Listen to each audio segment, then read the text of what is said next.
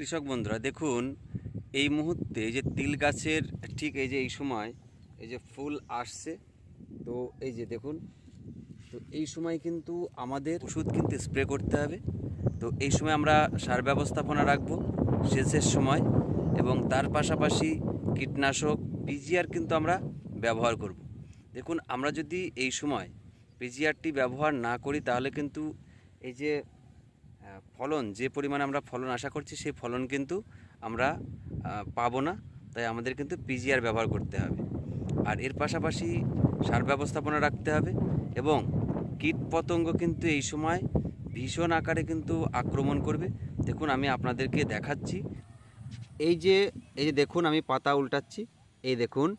আর এই দেখুন পাশে আরেকটা কিন্তু আছে যে শুয়োপোকা। এই যে, তো এই শুয়োপোকাগুলো কিন্তু দেখবেন আপনাদের গাছে এই মুহূর্তে মানে প্রচণ্ড হারে দেখা দেবে। এবং এর পাশাপাশি দেখবেন সবুজ সবুজ যে ছটকা পোকাগুলো বলে, সেগুলোও কিন্তু আপনারা দেখবেন।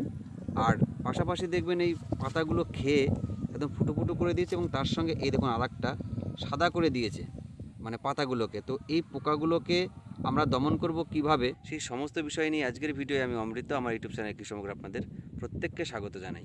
এখন আমার এই জমিতে কিন্তু আগে ওই সারগুলো ব্যবহার করা হয়েছে, ওষুধ এবং পিজিআরগুলো। তো আমি এই মুহূর্তে আমার এই জমিতেও ব্যবহার করব। চলুন আমি কি ব্যবহার করেছিলাম এই জমির ক্ষেত্রে সেগুলো আপনাদের মাঝে এক এক করে তুলে ধরি।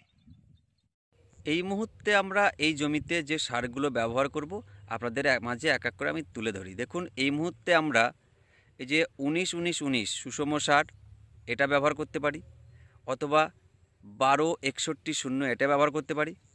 এছাড়া 0-52-34 এই যে সারগুলোর কথা বললাম, যে কোনো একটা নিয়ে আমরা স্প্রে করব। তো এই সারগুলো যদি আমরা স্প্রে করি তাহলে কিন্তু এই মুহূর্তে গাছের জন্য সবচেয়ে উত্তম হবে, কারণ গাছ শক্তিশালী হবে এবং গাছের ফুল ফল বৃদ্ধি পাবে, এবং তার সঙ্গে ফলন কিন্তু অধিক পরিমাণে হবে। তো আমরা এই সময় আমি যেটা ব্যবহার করেছি, যে আগের জমিটা দেখালাম আমি, আমার গাছে ফল কিন্তু চলে এসছে ওই জমিতে। তো ওই জমিতে আমি ব্যবহার করেছি 0-52-34। এই যে পটাশিয়াম যে ফসফেট যে সারটি 0-52-34, তো আমি কিন্তু এটা ব্যবহার করেছি। তো আপনারা 0-52-34 এটি ব্যবহার করতে পারেন। ব্যবহার করবেন প্রতি 15 লিটার জলে 45 গ্রাম বিকালবেলা করে স্প্রে করবেন। এর সাথে আমরা একটা ভালো মানের পিজিআর ব্যবহার করতে পারি। দেখুন, আমি কিন্তু আমার জমিতে পিজিআরও ব্যবহার করেছি। তো আমরা ভালো মানের পিজিআর যদি এই মুহূর্তে ব্যবহার করি তাহলে কি হবে, গাছের যে শক্তিশালী হবে এবং গাছের কিন্তু রোগ মুক্ত হবে, এবং তার পাশাপাশি ফলন কিন্তু অধিক পরিমাণে হবে। তাহলে আমরা কোন পিজিআর ব্যবহার করব? দেখুন, আমি যেটি ব্যবহার করেছি অ্যামিনো অ্যাসিড এবং জৈব কার্বন এবং পুষ্টিভিত্তিক যে পিজিআর। তাহলে আমি কোন পিজিআর ব্যবহার করেছি? দেখুন, ইসাবিয়ন, এই যে সিনজেন্টা কোম্পানির যে ইসাবিয়ন আছে, আমি কিন্তু এটা ব্যবহার করেছি। এছাড়াও আপনারা কিন্তু সিনজেন্টা কোম্পানির কোয়ান্টিজ ব্যবহার করতে পারেন, এবং বায়ার কোম্পানির দেখবেন অ্যাম্বিশন আছে। তো এই তিনটের মধ্যে যে কোনো একটা ব্যবহার করতে পারেন। আপনাদের ওখানে বাংলাদেশের কৃষক বন্ধুরাও পেয়ে যাবেন, আমি যে নামগুলো বললাম এগুলো আপনারা এই যে পিজিআরগুলো কিন্তু পেয়ে যাবেন, ইসাবিয়ন, আপনার অ্যাম্বিশন এবং কোয়ান্টিস। তো আপনারা এইটা বিকালবেলা করে স্প্রে করবেন প্রতি 15 লিটার জলে 40 ml। তারপরে বিকালবেলা করে এই যে 19-19-19 বললাম, এর সঙ্গে আপনারা যে কোনো একটা পিজিআর ব্যবহার করতে পারেন, অথবা 0-52-34 যে আমি ব্যবহার করেছি, 0-52-34 অর্থাৎ এই যে পটাশিয়াম ফসফেট, তার সঙ্গে এই যে ইসাবিয়ন 40 ml একসঙ্গে গুলিয়ে তারপরে বিকালবেলা করে স্প্রে করে দেবেন। আর এর পাশাপাশি আমরা একটা অনুখাদ্য ব্যবহার করব, কারণ এই মুহূর্তে গাছের কিন্তু খাদ্যের প্রয়োজন। আর যদি আমরা ভালো মানের একটা অনুখাদ্য ব্যবহার করতে পারি, যার মধ্যে জিঙ্ক, কপার, তারপরে ম্যাঙ্গানিজ, বোরন এই উপাদান, এছাড়াও বিভিন্ন মাইক্রো যে নিউট্রিয়েন্টগুলো আছে, সেই জাতীয় কোনো আমরা যদি অনুখাদ্য ব্যবহার করতে পারি তাহলে কিন্তু গাছের পক্ষে এই মুহূর্তে দারুণ হবে। কারণ গাছ এই মুহূর্তে কিন্তু তার খাদ্যের প্রয়োজন, সমস্ত উপাদান প্রয়োজন আছে, কারণ গাছ আস্তে আস্তে কিন্তু তার ফুল এবং ফল ধারণের দিকে এগোচ্ছে। তো এই সময়তেই কিন্তু আমাদের এই অনুখাদ্যটি ব্যবহার করতে হবে। তো আমি অ্যাগ্রোমিন গোল্ড যে অনুখাদ্যটি আছে এটি আমি ব্যবহার করেছি। আপনারাও এই অ্যাগ্রোমিন গোল্ড যে অনুখাদ্যটি আছে এটা প্রতি 15 লিটার জলে 50 গ্রাম এটি আপনারা ব্যবহার করতে পারেন। এটি আলাদা করে গুলিয়ে তারপরে কিন্তু স্প্রে করবেন। এটিও বিকালবেলা করে স্প্রে করুন, দেখবেন আপনার তিলের মানে আপনি যে আশা করছেন দেখবেন অধিক পরিমাণে কিন্তু ফলন পাবেন। আমার যে আগের জমিটা দেখালাম আমি এইগুলো ব্যবহার করেছি। আর এর পাশাপাশি দেখুন এই যে গাছে ফুল কিন্তু এই যে কিছু এসছে এবং কিছু কিন্তু এখনও বাকি। তো সমস্ত গাছেই কিন্তু ফুল এখনও ফোটেনি বা আসেনি। তো আমাদের এই মুহূর্তেই কিন্তু বোরন ব্যবহার করতে হবে। বোরন যদি আমরা ব্যবহার করি তাহলে ফলের যে আকৃতি সেই আকৃতিটি কিন্তু আসবে এবং তার পাশাপাশি ফলের যে কালার সেই কালারটাও কিন্তু আমরা পাবো। তো আমরা এই মুহূর্তে বোরন ব্যবহার করব। বাংলাদেশের কৃষক বন্ধু আপনাদের ওখানেও দেখবেন পাওয়া যায় 20% যে বোরন, ষোলো বোরন, সেই বোরনটি আপনারা নেবেন। আর তার সঙ্গে ভারতবর্ষের কৃষক বন্ধু অর্থাৎ আমাদের এখানে দেখবেন পাওয়া যায় ইয়ারাবিটা বারটাক যে বোরন আছে, মাইক্রো নিউট্রিয়েন্ট, আপনারা এটাও ব্যবহার করতে পারেন।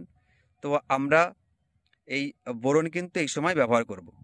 তাহলে ইয়ারাবিটা বারটাক আপনারা 20 ml প্রতি 15 লিটার জলে 20 ml করে তারপরে বিকালবেলা করে স্প্রে করব আমরা এই মুহূর্তে, অর্থাৎ যে ফুল আস্তে আস্তে ভাব এই সময়। আর এর সঙ্গে আরেকটা স্প্রে আমাদের রাখতে হবে, সেটা হচ্ছে জিঙ্ক সালফেট। তো জিঙ্ক সালফেট আমরা এই সময় ব্যবহার করব। জিঙ্ক এবং সালফেট সমৃদ্ধ যে জিঙ্ক সালফেট এটি যদি আমরা ব্যবহার করি, এই যে তিল জাতীয় যে ফসল অর্থাৎ তেল জাতীয় যে ফসল সেই ফসলের ক্ষেত্রে কিন্তু এই মুহূর্তে আমাদের এই জিঙ্ক সালফেট কিন্তু ব্যবহার অত্যন্ত গুরুত্বপূর্ণ। তাহলে আমরা ইফকো কোম্পানির দেখবেন জিঙ্ক সালফেট পাওয়া যায়। তো আমরা এই জিঙ্ক সালফেট ব্যবহার করতে পারি ইফকো কোম্পানির। এটি আমরা ব্যবহার করব প্রতি 15 লিটার জলে 25 গ্রাম, 25 থেকে 35 গ্রাম এর মধ্যে রাখবো। তো আমরা এই মুহূর্তে এই জিঙ্ক সালফেটও ব্যবহার করব। তাহলে আমরা এই যে বললাম আপনার 05234, তারপরে ইসাবিয়ন, তারপর বোরন, অনুখাদ্য এবং জিঙ্ক সালফেট, এগুলো কিন্তু আমাদের এই মুহূর্তে কিন্তু ব্যবহারে রাখতে হবে। এর পাশাপাশি আমাদের কিন্তু এই সময় একটা কীটনাশকও কিন্তু ব্যবহার করতে হবে। দেখুন আমরা যদি কীটনাশক না ব্যবহার করি তাহলে কিন্তু বিভিন্ন ধরনের পোকায় আক্রমণ করবে, যেমন আপনার বিছা যে পোকাগুলো আছে সেইগুলো, এবং এছাড়া অন্যান্য ফড়িং জাতীয় যে পোকাগুলো আছে সেগুলো কিন্তু একদম আপনার পাতাগুলো খেয়ে একদম সাদা করে দেবে। তো আমাদের কিন্তু এই সময়তেই এই কীটনাশক ব্যবহার করতে হবে। দেখুন আমি দেখাই, এই যে দেখুন এই জায়গা, এই যে এই যে এই যে এই যে বিছা কিন্তু লেগে গেছে জমিতে। তো এই যে দেখুন, তো আমার এই জমিতে কিন্তু এই মুহূর্তে কিন্তু এই কীটনাশক কিন্তু ব্যবহার করা হয়েছে। তাহলে আমরা কোন কীটনাশক ব্যবহার করব? একটা হচ্ছে প্রোফেনোফোস সাইফারমেথ্রিন গ্রুপের যে ওষুধ, এই ওষুধ আমরা এই মুহূর্তে কিন্তু ব্যবহার করব। তো এই ছিল আজকে আপনাদের মাঝে তুলে ধরা। আজকের ভিডিওটি যদি ভালো লাগে তাহলে লাইক করবেন, কমেন্ট করবেন, আর নতুন হয়ে থাকলে নতুন নতুন তথ্য পাওয়ার জন্য সাবস্ক্রাইব করে সঙ্গে থাকবেন।